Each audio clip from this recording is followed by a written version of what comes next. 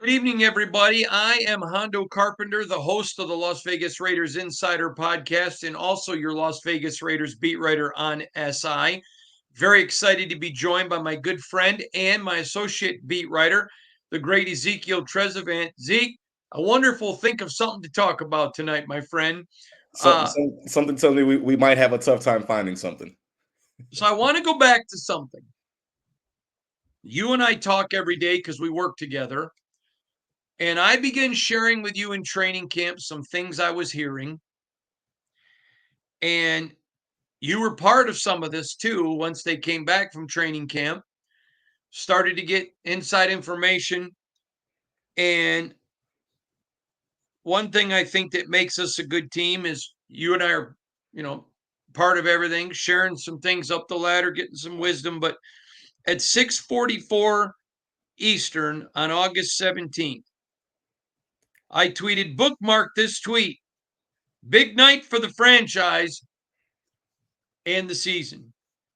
Now, we're not going to get into what that tweet was about, but you'd have to be a donkey brain at midnight and old Tim Barn not to figure it out when I retweeted it today.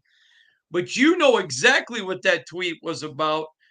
And the reason we tweeted it, because you knew what we knew, was that we decided it at that point it would serve no purpose other than cause drama.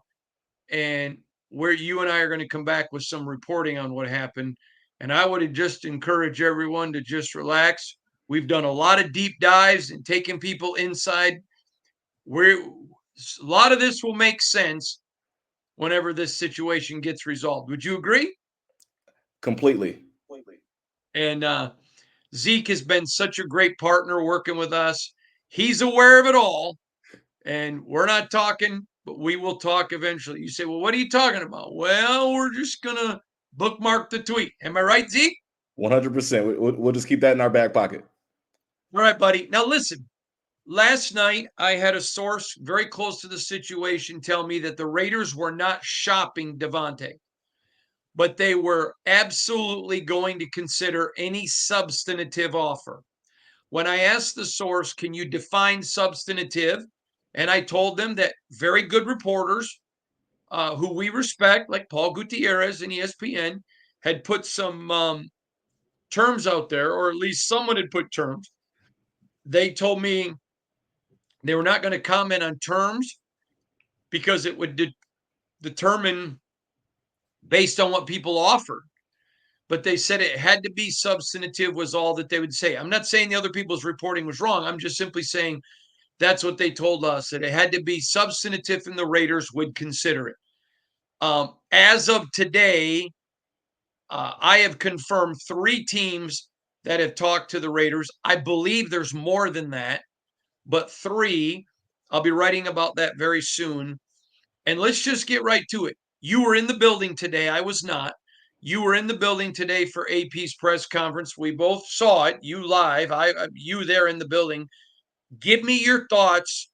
He had got a lot of good questions. I thought the press corps did a great job. You included, asked some really good questions. Give us your assessment. Yeah, just based off of what I felt, today, first I'll just comment on the mood initially, right? Obviously, today was the first time AP has spoken to the media since the whole Davante thing dropped, and you could feel it. I mean, you can feel it. I don't, tense is probably the best word that I could use, not in a bad way necessarily, but it's a big time issue, right? It's a big, this is a big deal. And you could tell, within the first couple of minutes that, this had to be established. I want to kind of piggyback off of what you said in terms of the questions that were asked. Big respect to a lot of the guys in the room for asking those questions that they asked. There was a time where they asked, AP about the social media post that he liked. And when he was first asked, he either purposefully or not purposefully didn't answer the question. And then I believe it was Tashawn, if I'm not mistaken, right after that, asked him about the social media post as well. So kudos to those guys for asking the pertinent questions because we needed that. But in terms of the mood, I really do feel like it is the next man up mentality. I feel like this is almost like an injury in a sort for them. Hey, you got to think about the people that they've lost already, starters that they've lost already. And yes, Davante Adams, yes, he's an all pro, but I think they're handling this like, hey, we just lost another player. Let's keep it moving. Okay, I'm going to make a statement, and I know some people think that you just always agree with me. They certainly don't know us because we've had our disagreements. But if you disagree, that's fine. I want your opinion. I was asked, I did so many interviews today. Is this going to devastate the team? Is it going to ruin the team? Is it going to harm the team? My answer's been no. I think it's going to galvanize the team. Uh, I don't see this. Now it needs to get resolved. And if I'm the Raiders, I'm going to play hardball. And when we deep dive into it, I think people will have a great understanding of why. But I think the Raiders need to play hardball. I think they need to get the best deal for them. He doesn't have a no trade. Deal with it. I don't think their concern needs to be for Davante. It needs to be for the Raiders. But I don't see this hurting this team at all. I think it galvanizes it. Do you disagree with anything I said? So I agree with you, and if you don't mind, I'll kind of elaborate on it as well. Just in a very general sense, as sad as it is to kind of see this go this way, in a general sense, both sides kind of get what I feel like they want, and this is just my opinion, but I feel like Davante probably has wanted out. Obviously, there's contract issues. I don't think if I'm not mistaken, he doesn't have any guaranteed money on his contract after this year, or it's very little, whichever one it is. So with this all going down the way it goes, the Raiders get something back in return for Davante. Davante is more than likely going to get a new contract. He's going to be happy. Everybody wins. So I think if everybody just kind of keeps a level head, that everybody will come to that conclusion. With that said, I don't think the team is. I think what the team needs is I think they need a second and a third consecutive game of having success on offense without Davante out there. I think if they can stack a couple of wins and they see, hey, we can do it without Davante, and we didn't just do it against the Browns because the Browns are banged up too. I think they're only going to build off of that. And then I think a lot of those younger guys are going to say, hey, this is our chance to show what we can do. And that goes not only for the wide receiver position, but defensive end and safety and all the other positions that they have injuries at. I think the young guys are ready. I think this is going to be a rallying cry for them. I'm not going to tell everybody who the conversation was with, although after the Baltimore win, I had a conversation in the bowels of that stadium with a player. And I shared that conversation with you and our bosses and what happened. And I remember talking to you about, obviously why we did the tweet and then talking about it. I understand people want answers now, and I don't blame them. But I think once they find out why, I've had a lot of people today saying AP screwed this up, Telesco screwed this up. I'm going to say this, and you know what I know. I don't think this was the team's fault whatsoever. And I don't put this on AP. I think the team's going to keep moving forward. I think AP's building a team of team first, of guys that are Raiders. It's the Raiders first. It's not about me. It's just about Raiders. I think that's what they're building. I think it's what they've been able to codify. And again, I don't see this being any type of an issue for the Raiders. Now, I never thought they were a Super Bowl team. I did say a 10-win team. But I don't think there's anything in this that splits this locker room at all. Do you? No, I think this is part of the culture that AP has been trying to build. I mean, I think you kind of have to go back to the Marcus Peters situation last year. Now, obviously, Peters and Davante are on two kind of different playing fields, if you will, but it's the same kind of concept of, hey, this is a very important player. This is a veteran player. He's unhappy, and his unhappiness has a bigger chance of ruining the locker room than him not being on the team. I think that's what we have to keep in mind, is that if you just let that simmer and you let that boil for weeks and weeks and weeks, especially with a player of Davante's stature, that can split a locker room, right? There's going to be guys in that locker room that want to know, why is he sitting out this week? And why should I be giving my 100% when he's not here? The best player is, not here, et cetera, et cetera. So I think his presence, if he's unhappy, does more harm to the team than the route that they're taking. So I think that's how they're looking at it. And I want to clarify, because you said something as an example, and I don't want people to use your words wrongly. I don't think anybody in that locker room wonders what this is about. Do you? Yeah, I guess in a general sense, maybe not. I personally have a hard time speaking for 50, 60 guys, but I think That's why I overall, just said I don't think. I don't yeah, think anybody in that locker room. yeah, I think There may be a couple, Yeah, and But I guess that's kind of what I'm saying. I think overall, you're right, though, right? These are grown men, these are professionals. Most of these guys have been around the league. They know what it is. But I just don't want to assume for them. But overall, yes, I think, and that kind of goes back into what I was saying in terms of his unhappiness, right? They all know, right? He doesn't have to come out and say I'm unhappy. The way he carries himself when we can and cannot see him in the locker room speaks volumes. yeah, I agree. And again, Zeke and I are going to have a very deep dive into this, aren't we, brother? Yes, sir. It's going to be our first joint article together. I'm looking forward to And, but we talked about that the night we sent that tweet out and it. said, hey, it's going to be our first one together. I'm looking forward to it. I'm looking forward to it for a lot of reasons. Yes, I'm sir. looking forward to it because I want to tell I want you and I to tell the story. I'm I ready want for it. people to pull back the curtain. I Yeah, want it's people to been be able brewing. to see what you and I have saw. Yeah, it's been brewing for sure. It's been brewing for And sure. I greatly appreciate working for a company that says it isn't about clicks tonight. And we'll wait. There'll come a time to tell the story, and we'll certainly tell it when it's time. But we're not going to set out to just hurt anybody. We're just going to tell the story when it's time. And I'm proud of that we work for that kind of company. I know some companies that would have just ran with stuff. I, I'm proud to work for the company we work for, aren't you? Yes, sir. 100%. All right, so let's switch gears a little bit. Although Raiders go up to Denver, I'm expecting a win. Bo Nix has played terribly bad. I think the Raiders are going to go up. I think they're going to be highly motivated. I think they're going to look at the opportunity for back-to-back wins, to make a statement, to win another game in the AFC, let alone the AFC first in the AFC West. This team's got a little mojo now. They got a little bounce in their step. They're feeling good about themselves. They rectified Carolina. They learned a lesson that they're not good enough to beat other teams and themselves, and they're not good enough to just show up and have a team bow down to the Raider eye patch. I'm looking forward to this. I think the Raiders win this one. I think it's going to be a good game for the Raiders. Would love your opinion.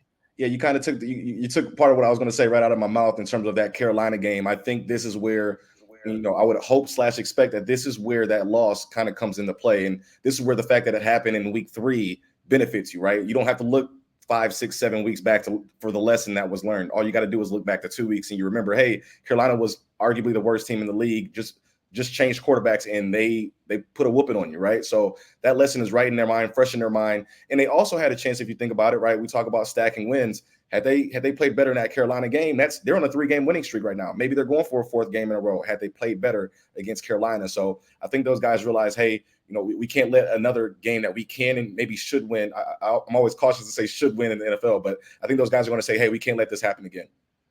The point is, they've lost 2 games that they should have won both of them. They could easily be sitting here with a 4-0 record, and they know it. This is the thing I really like about this team, and I want to ask you about it.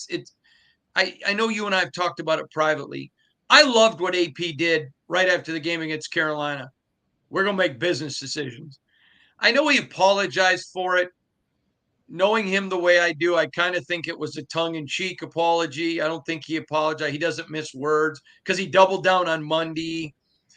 But they responded so well, I think he thought, all right, I'm just going to say I probably shouldn't have said it. But I love it because fans in Raider Nation, I've only been covering them 5 years, and I'm not a fan. You're a lifelong fan. They're so tired of coach speak. They're so angry at coach speak. They're so frustrated by coach speak. I think they wait a minute, this guy's a fan and he's pissed. He's as mad as we are using the fan voice. I think it was a good thing. And you were there with me last Friday when I said, what'd you learn about your team this week? And he said, character. I think this team found their identity on Sunday. Where am I wrong?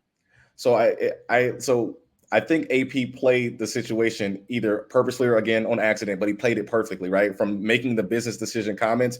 I think what he was apologizing for was the fact that he left it so vague in terms of who he was talking about, that he just said business decisions, and he literally could have been talking about anybody. However, in his defense, I don't think I mean, I know he could not say who he had in mind, right? That would have been the worst thing that he could have done. So I think he was apologizing in the sense of, since he left it so vague, it could have been anybody. But I think that worked to his advantage, because now every guy in the locker room was looking around saying, is he talking about me? Is it me? Should I bring my, was I slacking off? Right. So everybody's questioning themselves. Everybody comes to practice working harder. And then you get a game like the Browns game, which, if it wasn't for the fumble, that might be a 17-point or a 21-point win. It's kind of like when your parents say, "I know what you did." Yeah. And you're like, Trying wait, to get you to I'm trying to get you to confess, right? yeah. Yes, All sir. right. I want to talk because the two rookie offensive linemen, man, they look good. DJ Glaze, who we talked about the night he got picked, he was the steal.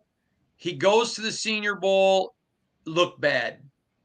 Got coaching, finished the rest of the week as the best offensive lineman, and then was the best at the game. In fact, we reported this the night he got picked. Anyone can go back and watch the video. It's factual.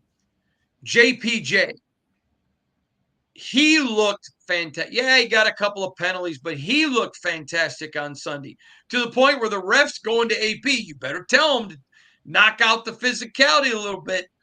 There's a lot of excitement in that locker room over those rookies, over a bunch of the rookies, but we're talking specifically about the offensive linemen right now. Yeah, listen, and I would also like to point out how the offensive line gradually has gotten better since JPJ has been in there. We've got to start with that, if you ask me. They've made improvements since he got into that lineup. So, but in terms of his performance, I mean, you got to think about it. How good does it make you feel that the referees are having to tell your offensive lineman to relax and to not be so physical? Like that's the offensive lineman you want. Raider thing. That's who you want on your team. Like I would much rather be upset at that than an offensive lineman that I've got to coach up and get that fire out of him. So yeah, you hit it right on the head though.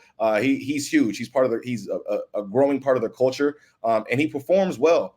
In terms of Glaze, you talk about being a steal. It's almost, from what I feel like when I watch him, I feel like he knows what the overall word around the town was on him in terms of being a reach. I think that got back to him, and I think that just drove him in terms of when the opportunity came, let's make sure he performs well. And he's getting better week by week as well. So that's been pretty fun to watch. They are some fun kids to watch. Man, this is a good rookie class. I really like this rookie class. All right, let's talk about Max. You think he plays Sunday? I think, well, do I think he plays or do I think he should play? Do I think he plays? No. And I don't think he should. We're in agreement. But I'm not going to ever say no unless I see him not playing. Exactly, I don't right? think they need him to beat the Broncos. And you got to think about, right? We're talking about, hey, a chance to stack 2 games. Imagine what that does for Max's body, that he sits out for 2 games and they won both of those games, right? You might want to sit him for 3, right? If you can get that health and that rest in form while you're winning, it's something to consider. I agree. All right. Raiders got some big games coming up. Some big ones. So let me ask you this question. Next 5 games, if the Raiders get 2, do they need 3? Let's They talk about need it. they need at least 2. At least 2. If they get less than 2, that's probably worst case scenario. So they need at least 2. I think the number the sweet spot is 3, though, right? I think if they go 3, that puts them at what, 5 and what's that? 5 and 4. I think that's respectable. I think to think that they're going to go 4-1 over the next 5 is a little unreasonable. They got the Broncos, Steelers, Rams, Chiefs, and Bengals. Yeah, I think they need to walk away with 3 of those, especially with the Steelers game being at home. I think they need to walk away with 3. And the Rams are struggling. Exactly, like that. They 2 to 3, like they have to. I agree with you. All right, I want to go to one other thing because this is a very big deal to me, and I want your input here. I want your thought process. Okay. They love Gardner, but Gardner has to maintain a standard, or I think they'll make the switch to AOC. I don't think that they are married to Gardner. If Garrett Gardner struggles, I totally could see them playing AOC. They understand what's on the line. I don't think either one of us is predicting Gardner to fail. We're not wishing that by any stretch of the imagination. But I think that they would absolutely make a change if they felt like a game was getting away from them. What do you think? So I'm sorry, you literally have me stuttering. That's exactly what I was going to say. Was hey, as long as if they feel the game getting away from him and getting away from the team, and they're still within striking distance, I think they might go ahead and throw Aiden in. I don't know necessarily that it would be a permanent decision. It might be just a throw Aiden in to get us through this game. That might be something that they do. But I do think, and honestly, I thought until they started turning things around last week that might have been on the table as well. So, but with that said, if he keeps on winning, no matter how ugly it is, you kind of have to keep him in there. Now, you were going to be on the podcast last night, but you got bumped when Alexander Madison's people reach out to me and want to come on. Completely understandable. But is that guy not just, I know you and I both really like him personally as a man, but he's fun to watch as a player. And I keep having fans email, does this mean Zeus is a failure? No, it doesn't mean that at all. I think the Raiders are in a great shape with two really good running backs. I'd love your thoughts. Yeah, and two good running backs who have different styles and different strengths and weaknesses. So I think it's a good thing that I think a lot of people are used to the Raiders only having that one bell cow in terms of running back. So it looks a little bit different when you have to split that up between two and three running backs. But in terms of Madison, yeah, great guy. Anytime we have questions in the locker room, he's always open, honest, very insightful. So good to be around him. He's a dad too, right? From one dad to another, it's always good to be around another dad. So good guy all the way around. And he fits well I with thought what that they do was on really offense. cool that he wins a game and then takes a day to go be with his baby being born. Yeah, good man. And you got he's been, I don't want to say necessarily tied to the Raiders, but I think one of his best games of last season was against the Raiders. So it's good that that he's on this side now. It sure is. All right. I want to go in a little bit different direction. I was asked today, what are the Raiders going to do without a WR1? And I said, did they trade Jacoby? All So offseason, I've been saying he's the best offensive player. I still feel that way. I think a lot of people are ignoring how talented this guy is and then talk about him in the locker room. I mean, he's out there saying, I want more catches for Trey. I want more catches for you. Talk about it.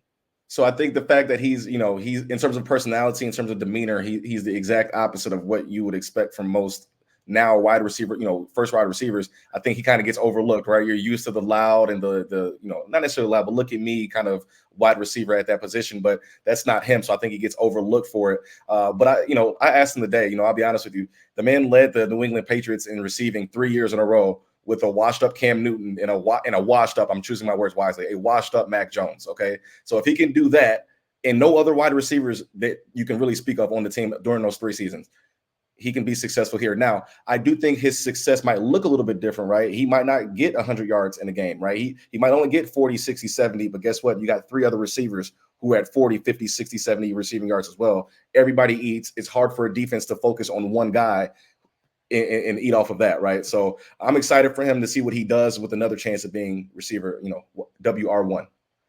It's going to be, I'm excited for Jacoby. He is a great guy. He is a Raider. He loves it. I find it funny. Patriots wanted him back. Other teams calling on Jacoby because around the league they knew how good he is. And when we do our deep dive into what the Raiders are going through, we're going to go all the way back to last year and talk because Jacoby's part of it. It's going to be a lot of fun. It's going to be a great story to tell. I am so proud to work with this guy, and I want to publicly give him more honor. So he's had a lot put on his plate. He's gotten several promotions. I think this 4 promotions in the year that he's worked for us on Sports Illustrated. He's got another one coming, and he's earned it. And he's one of the best. We love him. We cherish him. The great Ezekiel Trezevant. Zeke, tell everybody your Twitter handle so they can follow you. Will you, bud? Yes, sir. It's EZT as in Tom, REZ underscore SI. EZTREZ underscore SI. Easy like a Sunday morning. I'm not a singer, but right? Yes, sir. 100%. By the way, so in the locker room Sunday, I don't even know how many players. Jink, Jink, Tyree, uh, I think Adam Butler, Colton. I don't remember. There was a bunch of guys giving me the business about my Air Force Ones, telling me how good they looked on me. Now, you've seen me and I'm wearing black socks. Yeah. You're not used to seeing me in anything other than Air Jordans. Correct. But Correct. what do you think of me in my black Air Force Ones, which are a gift from a member of the organization? What do you think about me in my Air Force Ones in my black socks? Listen, I'm happy you got the black socks on this time. That's a great start. But I think it fits you well. Like you said, you got a pretty good shoe selection. So I think it fits you well. I looked at Colton Miller and I said, how weird is this that you're busting my rump over the Air Force Ones? And he laughed. He goes, I like them. And then Yeah. 2 minutes later, here's Jake. Loving the ones, brother. Yeah, that was a lot of Yeah. fun in the locker room. All right, stay on the line, Zeke. I want to talk to you. A lot For of sure. great stuff coming. We're going to keep you updated on a lot, and we'll keep you right here at Corset, si.com/NFL/Raiders. You can get all of our amazing free content. Zeke's going to keep joining me. We'll keep you updated.